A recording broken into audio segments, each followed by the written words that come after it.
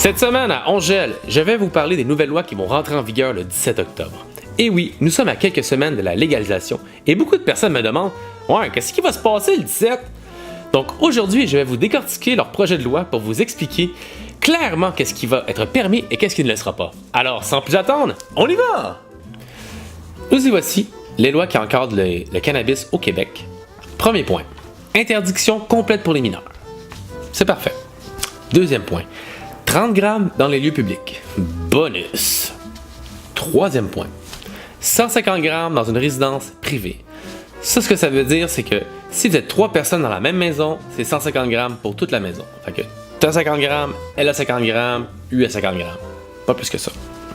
Ensuite, pour les personnes qui ont des chalets ou des résidences secondaires ou tout simplement plusieurs maisons, très important de comprendre que le 150 grammes s'applique pour toutes les maisons. Donc, si tu as 4 maisons, c'est pas plus que 150 grammes.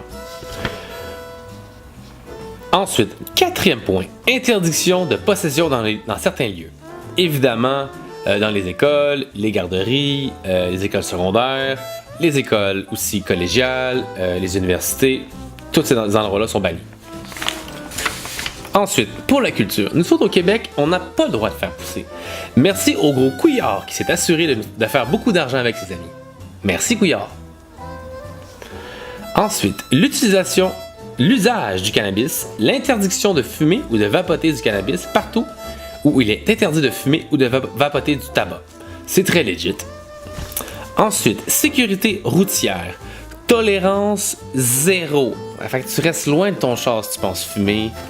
C'est vraiment pas une bonne idée. Ensuite, la vente du cannabis. Au Québec, ils nous ont créé la belle SQDC, la Société québécoise du cannabis, un beau monopole. Donc, à cet endroit, on va pouvoir acheter un maximum de 30 grammes pour les 18 ans et plus, on se le rappelle. Ensuite, qu'est-ce qu'on va pouvoir acheter là-bas? C'est seulement du cannabis séché, de l'huile de cannabis ou du cannabis frais. Donc, pour les amateurs de edibles, il faut attendre à l'année prochaine. Donc, soyez un peu patients. Ensuite, pour les milieux de travail, bien entendu, votre patron va pouvoir décider s'il accepte ou n'accepte pas le cannabis au travail.